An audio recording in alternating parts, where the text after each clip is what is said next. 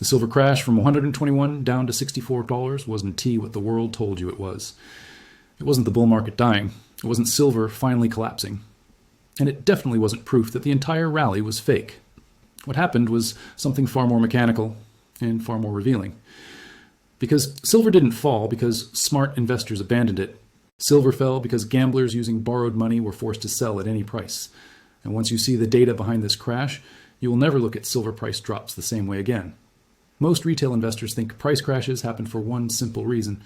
People lose belief. Silver drops, headlines scream, bubble burst, and the average investor assumes demand disappeared overnight. But that explanation is dangerously incomplete. The truth is, silver doesn't trade like a normal stock.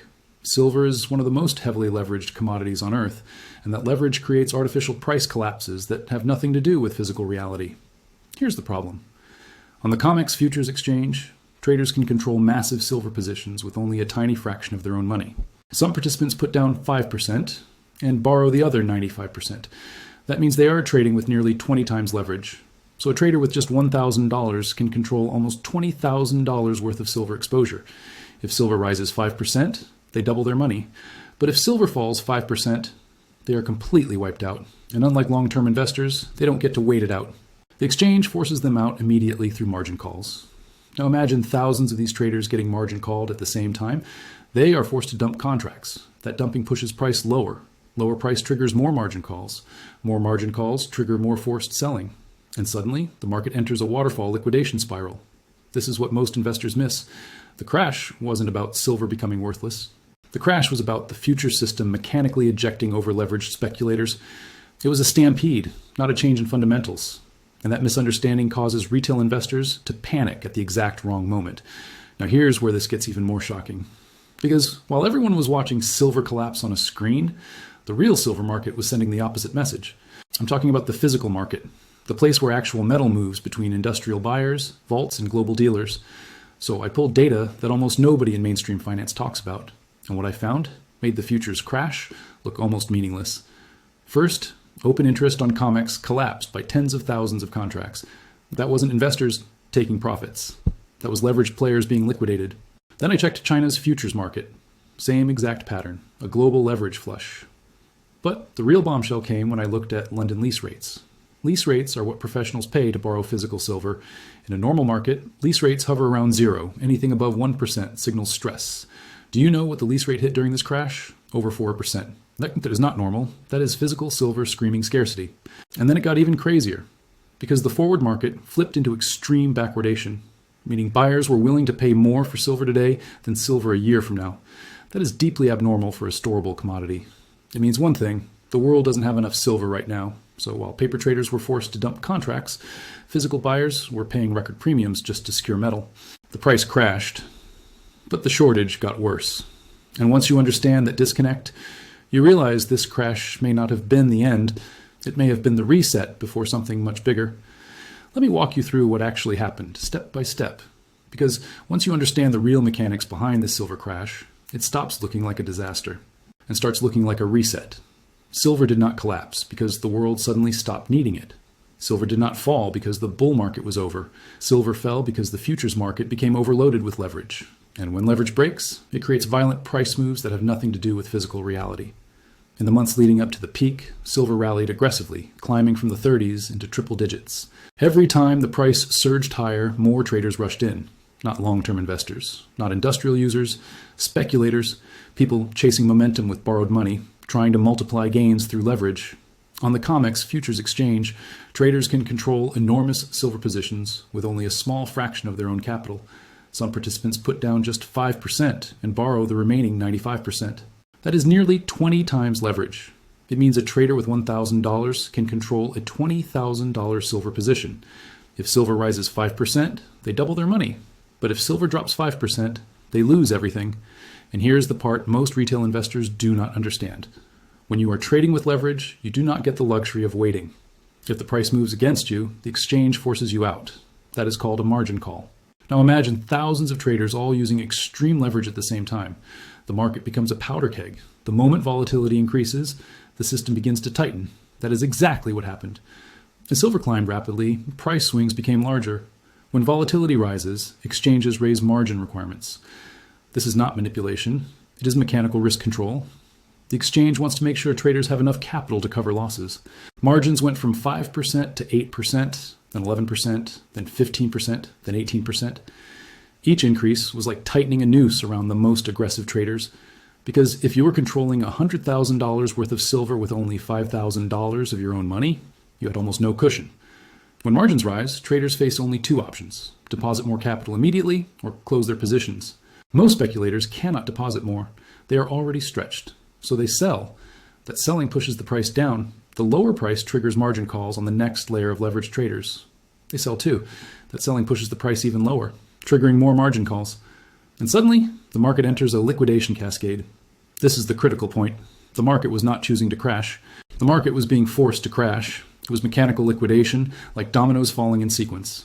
One trader's forced exit knocks down the next, until the entire leveraged structure collapses under its own weight.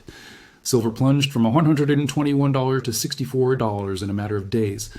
Headlines screamed bubble burst. Retail investors panicked. But the truth was simpler. Leverage got flushed out. Now look at what happened afterward.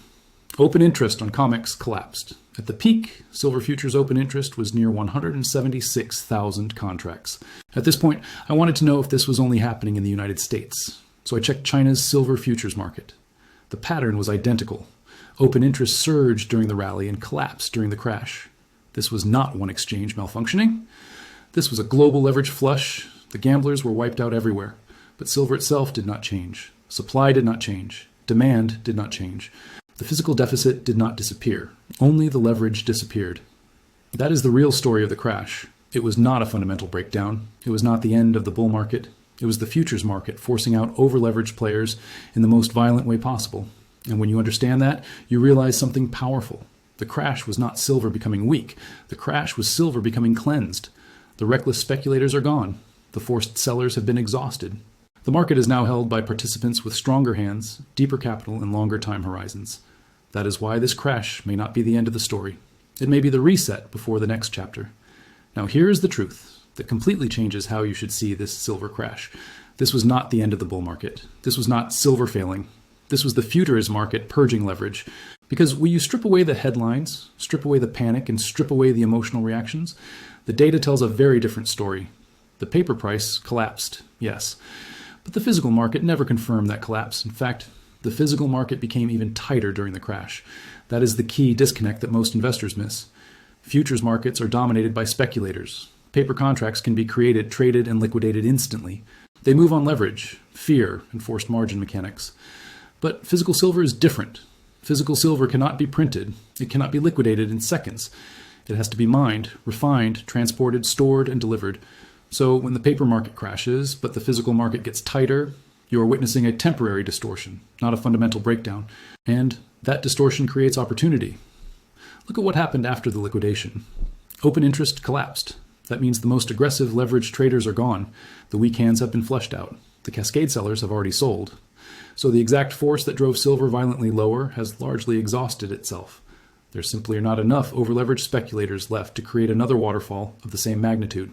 At the same time, the forces pushing silver higher have not disappeared. Physical demand is still here. Industrial usage is still rising. Inventories are still draining. Lease rates are still extreme.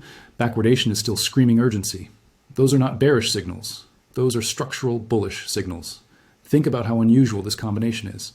Normally, when price crashes, demand weakens. Inventories rise. Lease rates fall. Urgency disappears.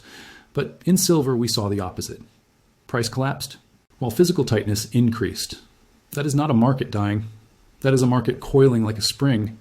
And the harder you compress a spring while pressure builds underneath, the more violent the snapback becomes when it finally releases. This is high commodity. Markets behave differently than stocks. In equities, falling prices scare buyers away. In commodities, falling prices often attract real buyers. The industrial buyer who needs silver for solar panels does not care about futures liquidation. The mint that needs silver for coins does not care about margin calls. They see lower prices as a discount. They buy more. And that is exactly what the inventory data confirms. The crash happened, and the metal kept leaving the vaults. That is physical demand treating the crash as a sale. Now add another layer. Governments are starting to treat silver as strategic. China restricted exports, effectively trapping a massive portion of refined silver supply inside its borders. The United States added silver to its list of critical minerals. Governments do not label something critical if it is abundant and unimportant. They do it because it is scarce and essential. So the long-term fundamentals did not weaken during the crash. They strengthened. The only thing that weakened was the confidence of investors who do not look at the deeper data. 5 years from now, people will study this crash as a textbook example of leverage temporarily disconnecting paper price from physical reality. They will point to lease rates, they will point to backwardation, they will point to draining inventories, and they will say it was obvious in hindsight. The crash was mechanical, not fundamental, and that is why this was not the end of the story. This was the reset before the next chapter. If you sold during the crash, I understand. Watching silver drop that violently feels like the floor is collapsing beneath you. It is terrifying, especially when the headlines are screaming that the bull market is finished. But I want you to ask yourself one simple question. Does a market with extreme lease rates and record backwardation look like a market where demand disappeared? Or does it look like a market where paper price temporarily disconnected from physical reality? If you held through the crash, the data suggests you were not foolish. You were patient. The structural foundation underneath silver never broke. Inventories continued to fall. Physical tightness continued to increase. The real market never confirmed the panic on the screen.